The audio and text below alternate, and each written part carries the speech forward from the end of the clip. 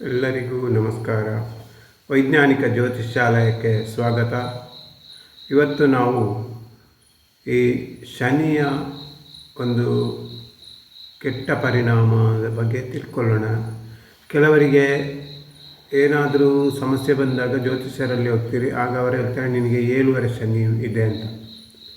ಶನಿ ಅಂದರೆ 7 ಶನಿ ಅಂದರೆ ಲಗ್ನದಲ್ಲಿ ಶನಿ ಅಥವಾ ಹಿಂದೆ ಮುಂದೆ ಶನಿ ಇದ್ದಾಗ ಅದು 2.5 ಆಗಿ 7.5 ವರ್ಷ ಶನಿ ಬರ್ತದೆ. ಅಂದರೆ ಒಮ್ಮೆಲೆ ಅದು ಬರಲ್ಲ, ಅದು ಆ ದೆಸೆ ಯಾವಾಗ ಬರ್ತದೆ ಆ ಟೈಮಲ್ಲಿ ಅದು ಆ ಲಗ್ನದಲ್ಲಿರುವಾಗ, ಲಗ್ನದಲ್ಲಿ ನಡೀತಿರುವ ದೆಸೆ ಅಥವಾ 2ನೇ ಮನೆ, ಹಿಂದಿನ ಮನೆ ಎಲ್ಲ, 12ನೇ ಮನೆ ಎಲ್ಲ ನೋಡಿಕೊಂಡು ನಾವು ಅದರ ಬಗ್ಗೆ ಒಂದು ವಿಮರ್ಶೆ ಮಾಡಬೇಕಷ್ಟೆ. ಶನಿಯಿಂದ ನಮ್ಮ ಜೀವನವನ್ನು ಬದಲಾಯಿಸುವ ನಮಗೆ ಒಂದು ಪಾಠ, ಜೀವನದಲ್ಲಿ ಪಾಠ ಕಲಿಯುವುದೇ ಶನಿಯಿಂದ. ಶನಿ ಇಲ್ಲದಿದ್ದರೆ ನಾವು ಬದಲಾವಣೆ ಆಗಲು ಸಾಧ್ಯವೇ ಇಲ್ಲ. ನಮಗೆ ಈಗ 1 ಲಕ್ಷ ನಷ್ಟ ಆಗುವುದಿದ್ದರೆ 50,000ದಲ್ಲಿ ನಮಗೆ ನಷ್ಟ ಆಗುವುದನ್ನು ತೋರಿಸಿಕೊಡ್ತಾನೆ. ಅಂದರೆ ಆಗ ನಾವು ಎಚ್ಚೆತ್ತುಕೊಳ್ಬೇಕು. ಅದೇ ನಮಗೆ ಈ ಶನಿ ನಮಗೆ ನಮ್ಮ ಜೀವನವನ್ನು ಬದಲಾಯಿಸಿ ಉತ್ತಮ ನಡವಳಿಕೆಯನ್ನು ಪ್ರೋತ್ಸಾಹಿಸುವಂಥ ಒಂದು ಗುಣ ಈ ಶನಿದೇವರಲ್ಲಿದೆ. ಶನಿಯಿಂದ ನಳದಮಯಂತಿ ಅಂಥವರಿಗೆಲ್ಲ ಏನೇನು ಸಮಸ್ಯೆ ಆಗಿದೆ ಅಂತ ಎಲ್ಲರಿಗೂ ಗೊತ್ತೇ ಇದೆ. ಈಗ ಶನಿ ಅಂತೇಳಿ ಅದಕ್ಕೆ ನಾವು ಏನು ಬೈಯುವಂಥ ಅಗತ್ಯ ಇಲ್ಲ. ಶನಿಯಿಂದಾಗಿ ನೋಡಿ ಎಷ್ಟೋ ಜನರು ಅವನು ಹಾಗೆ ಹೀಗೆ ಅವನ ಮೇಲೆ ದ್ವೇಷ, ಕೋಪ, ಅವಮಾನ ಇದೆಲ್ಲ ಶನಿಯಿಂದ ಆಗುವಂಥ ಪರಿಣಾಮ. ಕೆಲವರಿಗೆ ಒಬ್ಬನ ಮೇಲೆ ದ್ವೇಷ ಇರಬೇಕಾದ್ರೆ ಅವನಲ್ಲಿ ಶನಿಯ ಒಂದು ದೆಸೆ ಅಥವಾ ಭುಕ್ತಿ ನಡೀತಾ ಇರ್ಬೋದು. ಅದಕ್ಕೋಸ್ಕರ ಅದು ನಮ್ಮನ್ನು ಹಾಗೆ ಪೀಡಿಸ್ತದೆ.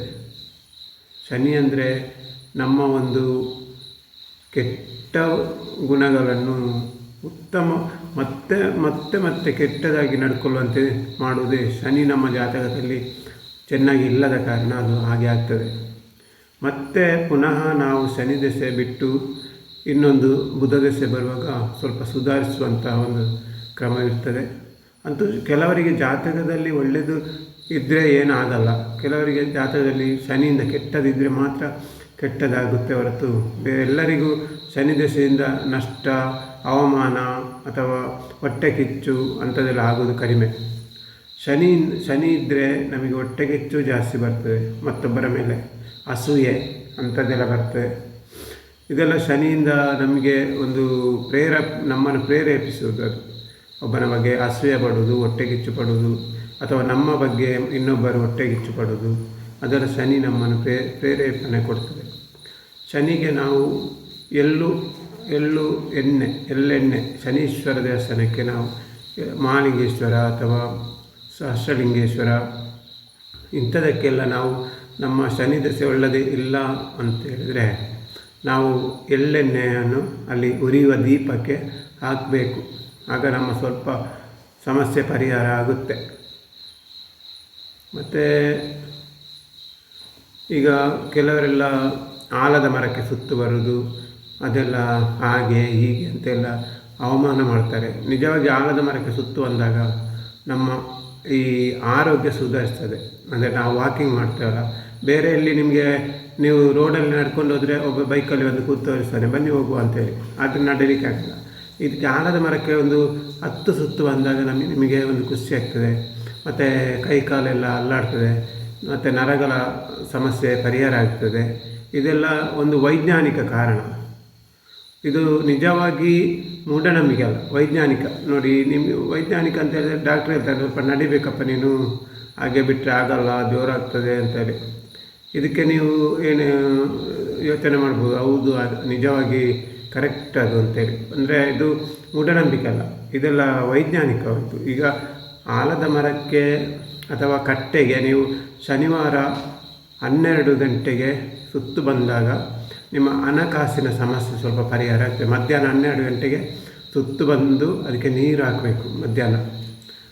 ಯಾಕಂದರೆ ಅದು ಶನಿವಾರ ದಿವಸ ಈ ಕಟ್ಟೆ, ಅಶ್ವತ್ಥ ಮರ ಅಥವಾ ಆಲದ ಮರದಲ್ಲಿ ಶನಿ ಶನಿ ಅಂತಲ್ಲ, ಲಕ್ಷ್ಮೀ ವಾಸವಾಗಿರ್ತಾರೆ. ಲಕ್ಷ್ಮೀ ಮತ್ತು ಲಕ್ಷ್ಮೀನಾರಾಯಣ ಅವರೆಲ್ಲ ಶನಿವಾರ ದಿವಸ 12 ಗಂಟೆಗೆ ಅಲ್ಲಿ ಇರ್ತಾರೆ ಎನ್ನುವಂಥ ಒಂದು ಕಾರಣ ಇದೆ. ಅದು ವೈಜ್ಞಾನಿಕವಾಗಿ ಆಗಿದೆ ಅಂತ ಹೇಳ್ತಾರೆ. ಆದರೆ ನಿಜವಾಗಿ ಆಗದಿದ್ದರೂ ನಮಗೇನು ತೊಂದರೆ ಆಗಲ್ಲ. ಒಂದು ಬಾಟ್ಲಿ ನೀರು ತಗೊಂಡು ಹೋಗಿ ಅದಕ್ಕೆ ಸುತ್ತು ಬಂದು ಹಾಕಿದರೆ ನಮಗೇನು ನಷ್ಟ ಆಗಲ್ಲ. ಒಮ್ಮೆ ನೋಡಿ, ಎಲ್ಲರೂ ಪ್ರಯತ್ನ ಮಾಡಿ. ಇದು ಎಷ್ಟು ನನ್ನ ಇವತ್ತಿನ ಒಂದು ವೈಜ್ಞಾನಿಕ ಜ್ಯೋತಿಷ್ಯದಲ್ಲಿ ಬರುವಂಥ ಒಂದು ವಿಷಯ. ಎಲ್ಲರೂ ನನ್ನ ಯೂಟ್ಯೂಬ್ ಚಾನಲನ್ನು ಸಬ್ಸ್ಕ್ರೈಬ್ ಮಾಡಿ ಮತ್ತು ಬೆಲ್ ಐಕನನ್ನು ಒತ್ತಿ ಮತ್ತು ಶೇರ್ ಮಾಡಿ ಅಂತ ಹೇಳ್ತಾ ಇವತ್ತಿನ ನನ್ನ ಒಂದು ಇಂಥ ಒಂದು ಚಿಕ್ಕ ವಿಷಯವನ್ನು ನಾನು ಮುಗಿಸ್ತೀನಿ.